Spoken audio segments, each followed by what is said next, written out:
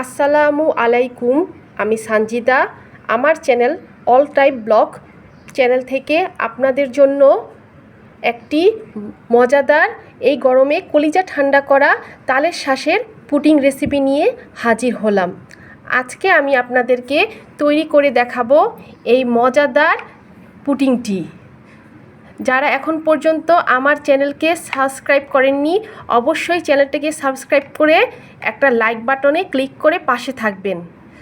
চলুন দেখে নেওয়া যাক কিভাবে তৈরি হয় এই তালের শ্বাসের পুডিং। দেখতে পাচ্ছেন আমি এখানে 5টি তালের শ্বাসের খোসা ছাড়িয়ে নিয়েছি। এখন আমি এই তালের শ্বাসগুলোকে কুচি করে কেটে নিব। অংশ কুচি করে আমি ব্লেন্ড করার জন্য নিয়ে নিয়েছি। এর মধ্যে আমি দিব 1 কাপ পানি। আমি এর মধ্যে 1 কাপ পানি দিয়ে দিচ্ছি। 1 কাপ পানি দিয়ে আমি এখন এটা ব্লেন্ড করব। কিছু তালের শ্বাস আমি এখানে রেখে দিয়েছি, এটা আমি পরিবেশনে ব্যবহার করব। এখন আমি দিয়ে দিব 1 কাপ পানি, দিয়ে দিব 1 টেবিল চামচ আগার আগার পাউডার,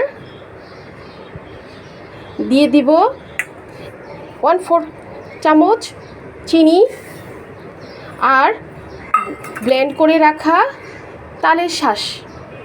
এই সবগুলো উপকরণকে আমি ভালোভাবে মিশিয়ে নিব। এই সবগুলো উপকরণকে ভালোভাবে মিশিয়ে নিব। আস্তে আস্তে করে আমি সবগুলো উপকরণকে মিশিয়ে নিব। সবগুলো উপকরণ ভালোভাবে মিশ হয়ে গেলে চুলার জালটা দিয়ে দিব। এ পর্যায়ে চুলাটা জ্বালিয়ে ভালো করে নেড়ে চেড়ে বলক আসা পর্যন্ত অপেক্ষা করতে হবে। অনবরত নাড়াচাড়া দিয়ে যেতে হবে।